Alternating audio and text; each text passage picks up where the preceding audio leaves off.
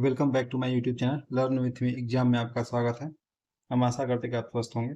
हम आपके लिए रोजाना की तरह प्रीवियस ईयर के कुछ प्रश्न लेकर आए हैं, जिसमें भौतिक विज्ञान, रसायन विज्ञान और जीव विज्ञान का संग्रह है।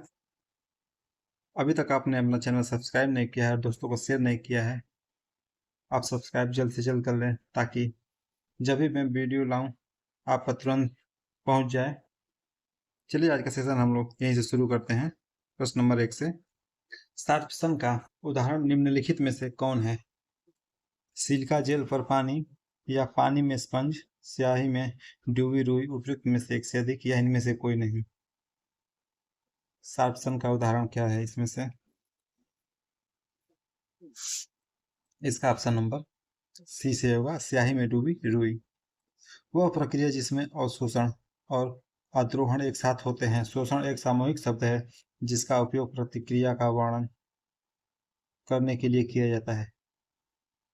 स्याही में डूबे कपास में दोनों प्रक्रियाएं हो सकती है। कपास के रेशे स्याही को अवशोषित करते हैं और रेशे के आंतरिक संरचना में खींचते हैं और स्याही के अणु रेशों की बाहरी सतहों में चिपक जाते हैं, इसलिए स्याही में डूबी रुई का जल शोषण होता है। Option number C. अगला प्रश्न, निम्नलिखित में से कौन सा पदार्थ सीधे लोगों के उपचार के लिए कभी उपयोग नहीं किया जाना चाहिए?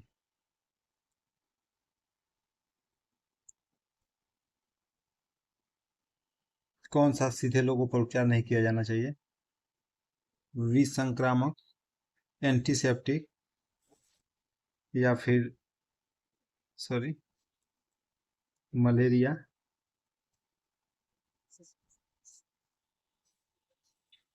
मलेरिया रोधी, या भी एंटीसेप्टिक, या इनमें से कोई नहीं, या एक उपयुक्त में से एक से अधिक। कौन सा इसका सही उत्तर है कि जो पदार्थ सीधे लोगों के उपचार के लिए नहीं किया जाना चाहिए? इसका ऑप्शन नंबर ए सही होगा, विसंक्रमक। विसंक्रामक कीटाणुओं को सीधा उपयोग मनुष्य के लिए नहीं किया जाना चाहिए। इनका उपयोग फर्श, दीवारों, काउंटर स्टाफ जैसे सतह पर सूक्ष्म जीवों को मारने के लिए इसका किया जाता है प्रयोग, इसलिए ऑप्शन नंबर ए सही होगा। अगला प्रश्न, लुईस का उपपत्ति निम्नलिखित में से किसके व्यवहार को समझती है या समझाती है? क्षारक, लवण, प्रोटोनिक अम्ल, उपयुक्त में से एक से अधिक या इनमें से कोई नहीं। लुईस का उपपत्ति निम्नलिखित में से किसके व्यवहार को समझाती है? इसका ऑप्शन नंबर डी से होगा, उपयुक्त में से एक से अधिक। लुईस का उपपत्ति निम्नलिखित में से एक से अधिक को समझाती है।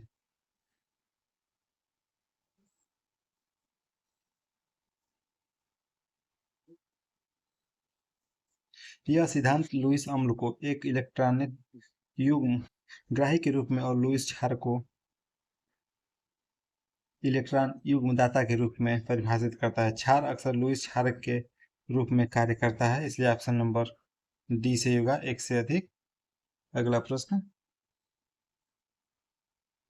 तटस्थीकरण प्रक्रिया का उल्टा क्या है? तटस्थीकरण प्रक्रिया का उल्टा क्या है? गठन, विभाजन, अपघटन, या उपरोक्त में से सभी या इनमें से कोई नहीं। तटस्थीकरण का प्रक्रिया का उल्टा क्या है? इसका ऑप्शन नंबर सी से होगा, अपघटन। उदासीनीकरण एक रासायनिक अभिक्रिया है जो अम्ल और क्षारक अभिक्रिया करके पानी में सॉरी अम्ल और क्षार अभिक्रिया करके पानी और लवण बनाते हैं। जल अपघटन एक ऐसी अभिक्रिया है जहां पर पानी एक यौगिक को तोड़ता है। अक्सर उदासीनीकरण अभिक्रिया के उत्पादकों को उलट देता है, इसलिए ऑप्शन नंबर सी से होगा, अपघटन। अगला प्रश्न, निम्नलिखित में से कौन सा द्वितीयक प्रदूषक है? द्वितीयक प्रदूषक है CO2, carbon dioxide, HF, hydrogen fluoride, CO, carbon monoxide. इसका क्या नाम है? Hydrogen fluoride.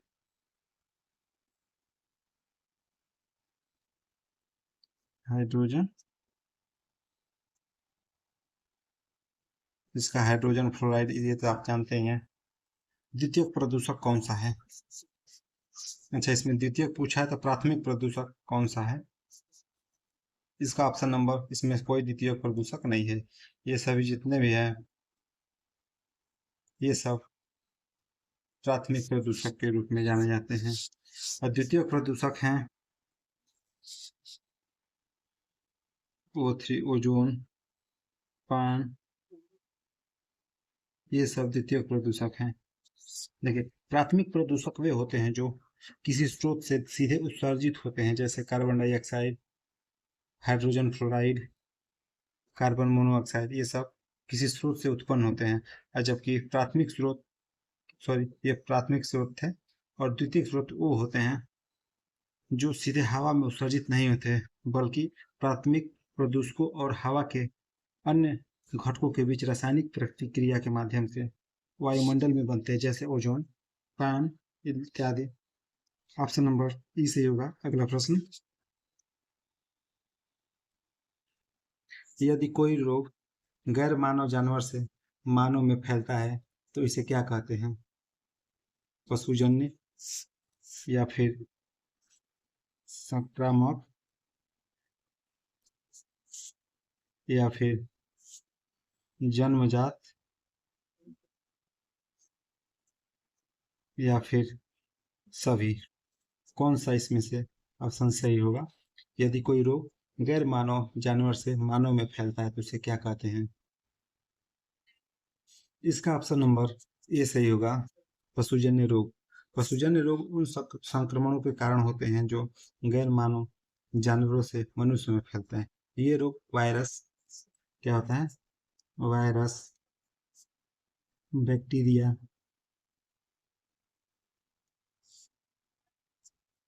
कवक इत्यादि सब रोग जनकों के कारण होते हैं, पशुजन्य। अगला प्रश्न, वायु प्रदूषण का प्रभाव मुख्यतः निम्नलिखित में से किस पर पाया जाता है? फूलों पर, तनों पर, पत्तियों पर, उपरोक्त में से एक से अधिक, यानी में से कोई नहीं। वायु प्रदूषण का मुख्य प्रभाव किस पर पाया जाता है? सभी साथी उत्तर दें। इसका ऑप्शन नंबर सी से होगा, पत्तियों पर। वायु प्रदूषण मुख्य रूप से पौधों के उन हिस्सों को प्रभावित करता है जो हवा के संपर्क में आते हैं, विशेष रूप से पत्तियां, जो प्रकाश संश्लेषण और गैस विनिमय में शामिल होते हैं। प्रदूषक गैस विनिमय के लिए उपयोग किए जाने वाले छोटे छोटे छिद्र रंध्रों के माध्यम में पत्तियों के ऊतक में प्रवेश करते हैं। यह प्रकाश संश्लेषण को रोकता है। यही प्रक्रिया जिसके द्वारा पौधे सूर्य के प्रकाश, पानी, कार्बन डाइऑक्साइड और ऑक्सीजन को ग्लूकोज में परिवर्तित करते हैं। ऑप्शन नंबर सी सही होगा। अगला प्रश्न, इलेक्ट्रॉनों के प्रवाह को क्या कहते हैं?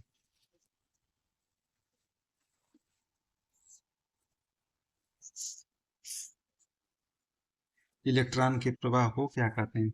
अपघटनीय, या विद्युत लेपन, या फिर विद्युत धारा, उपयुक्त में से एक से अधिक, या कोई नहीं?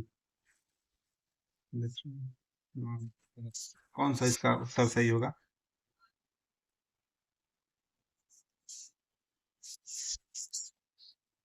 इलेक्ट्रॉनों के प्रवाह को क्या कहते हैं? इलेक्ट्रॉन के प्रवाह को क्या कहते हैं?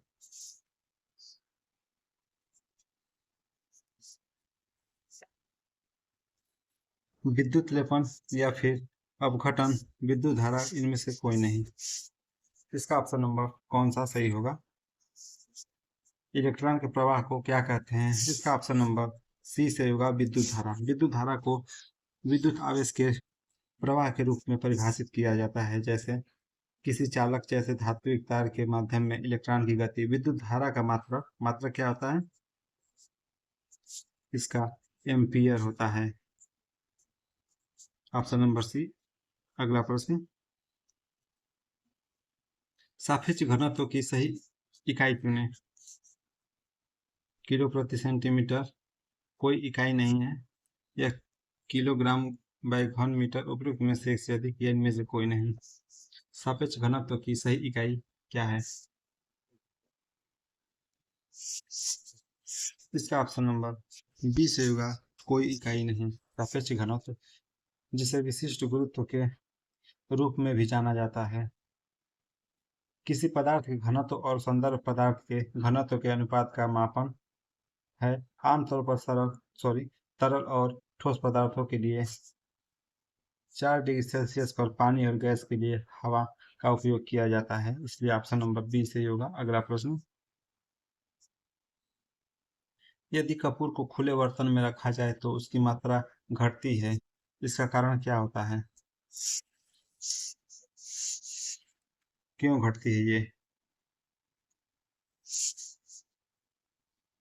बता सकते हैं क्यों घटती है?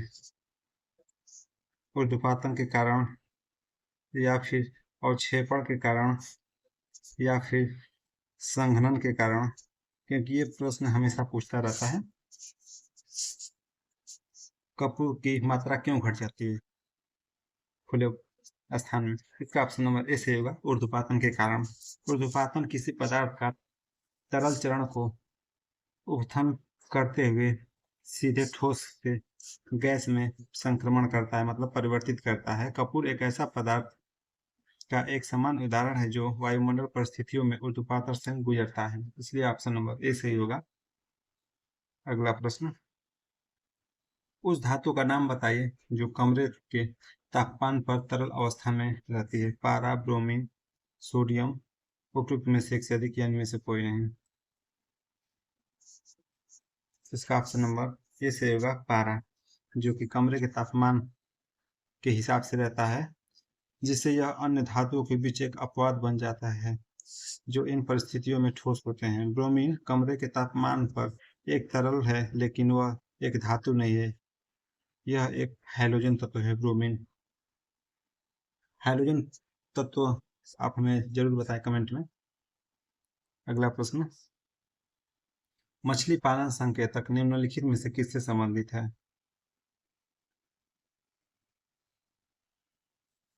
नियतिवादी, संभाव्यवादी, संभावनावादी, या फिर सभी? किससे संबंधित है?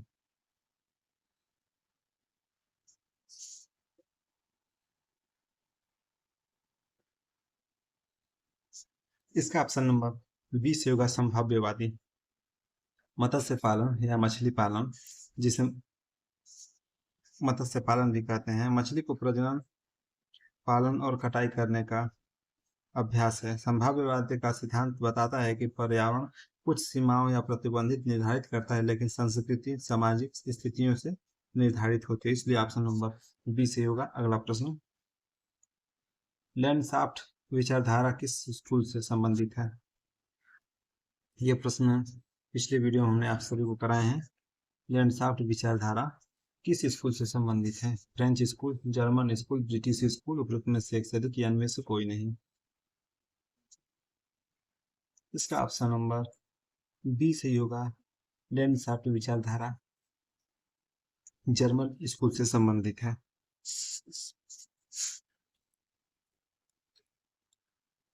अगला प्रश्न, पर्यावरण प्रदूषण ने निम्नलिखित में से किसे जन्म दिया? नियतिवाद, नव नियतिवाद, वैज्ञानिक नियतिवाद, या उपयुक्त में से यदि इनमें से कोई नहीं। पर्यावरण प्रदूषण ने निम्नलिखित में से किसे जन्म दिया? इसका ऑप्शन नंबर बी से होगा, नव नियतिवाद, जिसे संभावनावाद के नाम से जाना जाता है। किस नाम से?